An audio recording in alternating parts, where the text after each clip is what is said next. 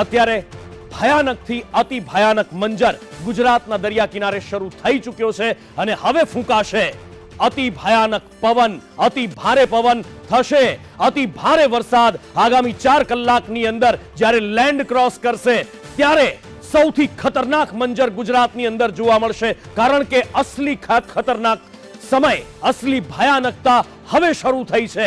હવે જોવા મળશે કે ગુજરાતની અંદર આ વાવાઝોડું કેવો પ્રચંડ પ્રહાર કરે છે। 5 kmph हो सकते हैं, कहीं कहीं गस्टिनेस में 140 kmph तक जा सकते हैं।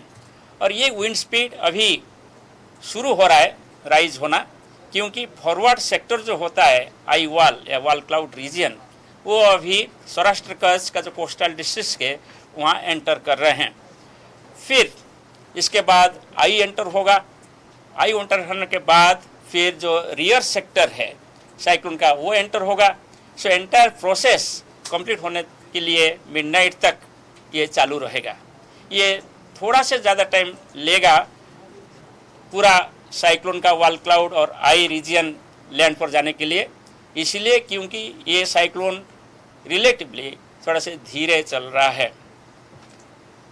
सर, आपने वॉल क्लाउड का बार बार जिक्र करे, आम लोगों की भाषा में अगर समझाएं तो वॉल क्लाउड क्या होता है, जो पिछला हिस्सा क्या होता है, ये आम लोग समझना चाहेंगे सर आपसे। अभी जैसे आप देख रहे हैं ये रडार भुज है जी, रडार भुज का ये जो क्लाउड मास आप देख रहे हैं इसको वॉल क्लाउड बोलते हैं जी सर। और ये वॉल क्लाउड धीरे धीरे आप जैसे एनिमेशन में देख रहे हैं अप्रोच कर रहे हैं सौराष्ट्र कच्छ का कोस्टल पार्ट को। जैसे ऑलरेडी हमारा जो द्वारिका डिस्ट्रिक्ट है और कच्छ डिस्ट्रिक्ट से वहाँ वॉल क्लाउड रीजन टच करके आगे बढ़ रहा है।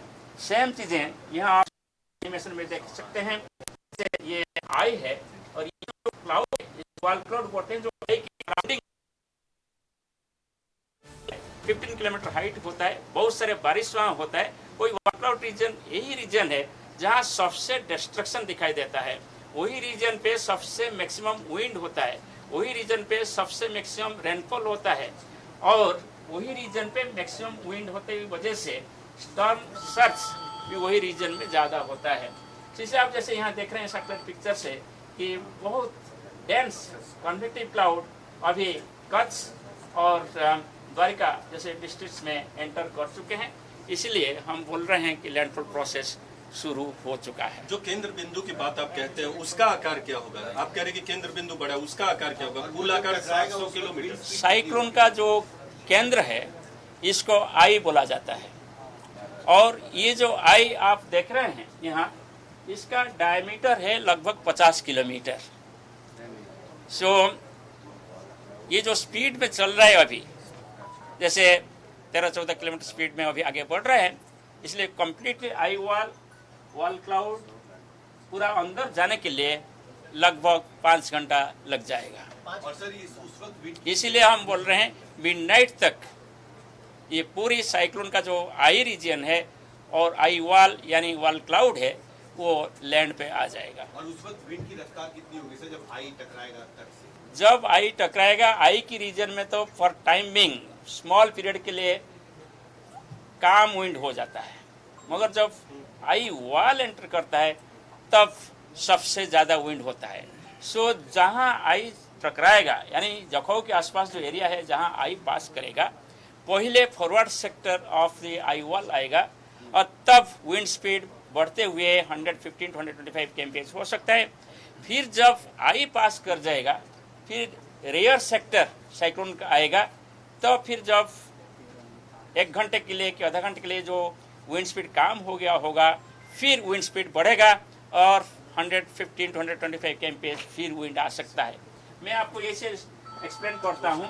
जब अभी ये वॉल क्लाउड अप्रोच कर रहे हैं कच्छ कोस्ट की तरफ, यहाँ भी विंड स्पीड बढ़ रहा है और ये विंड स्पीड डायरेक्शन यही होता है कि ईस्टर्ली डायरेक्शन से जाकर वेस्ट की तरफ विंड जा रहा है।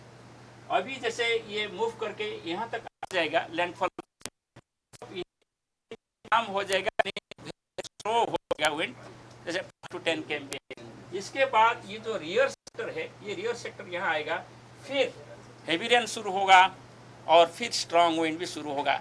इसीलिए जब ये आई पास कर रहा होगा तब यहाँ कभी भी ये कि पे सडन बारिश बंद हो, नहीं तो ऑल ऑफ गया, ये मत सोचिए कि साइक्लोन डिसिपेट हो गया, मगर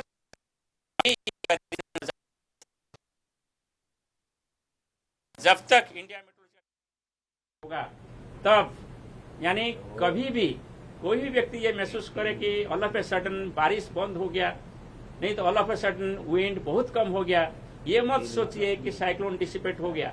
मगर साइक्लोन का आई आपका रीजन ऊपर जा रहे हैं, ये बड़ा डिस्ट्रक्टिव है, आपको वेट करना है। जब तक इंडिया मेट्रोलॉजिकल डिपार्टमेंट ये नहीं बोला है कि साइक्लोन कंप्लीटली अंदर चला गया, तब तक आप सेफ प्लेसेस में रहिए, साइक्लोन शेल्टर के अंदर रहिए, बाहर मत आइए। सर, क्लाउड वॉल और आई का जो जिक्र किया, कितने घंटे तक लगभग ये कच्छ और जकाऊ के इस रीजन में रहेगा, इसका इम्पैक्ट क्या होगा, कितने सेंटीमीटर जो रेनफॉल है आप वो एक्सपेक्ट कर रहे हैं?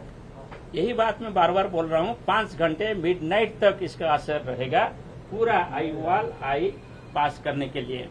और इसमें heavy to very heavy rainfall होने के साथ साथ कहाँ एक्सट्रीमली हेवी रेनफॉल यानी 20 सेंटीमीटर से ज्यादा बारिश हो सकता है।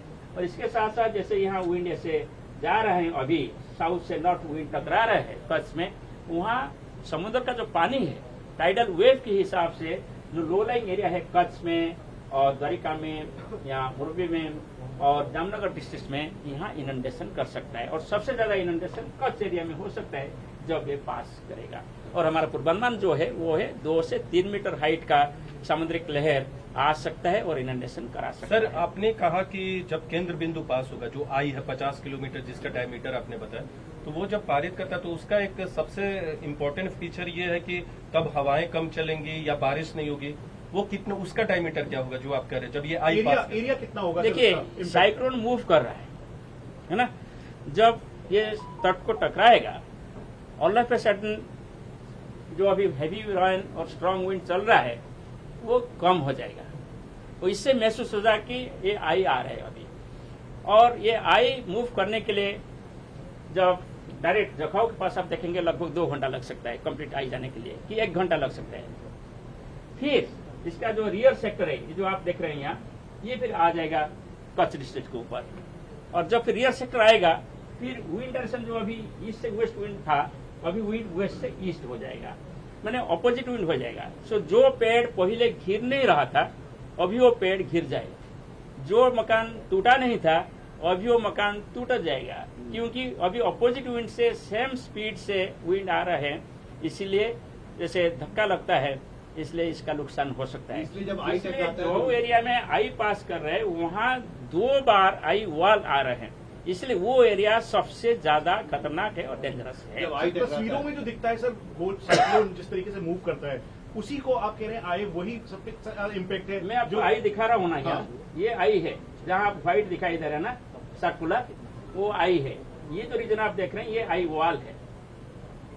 सर, आपने ये भी कहा कि जब केंद्र बिंदु आएगा तो हवाएं नहीं चलेंगी, बारिश कम हो जाएंगी, और दूसरी तरफ ये भी कह रहे हैं कि बहुत हवाएं, रफ्तार सबसे ज्यादा, तो ये क्या कंफ्यूजन है? जब आई आएगा, आई जिस एरिया के ऊपर होगा, तब ऑल ऑफ ए सडन आपका विंड स्पीड कम हो जाएगा, बारिश भी कम हो जाएगा 1 घंटे के लिए, नहीं तो 1.5 घंटे के लिए। इसके बाद फिर जो पिछला हिस्सा आएगा साइक्लोन का, फिर ऑल ऑफ ए सडन आपका बारिश तेज होगा, हेवी रेन होगा, फिर विंड बढ़ेगा।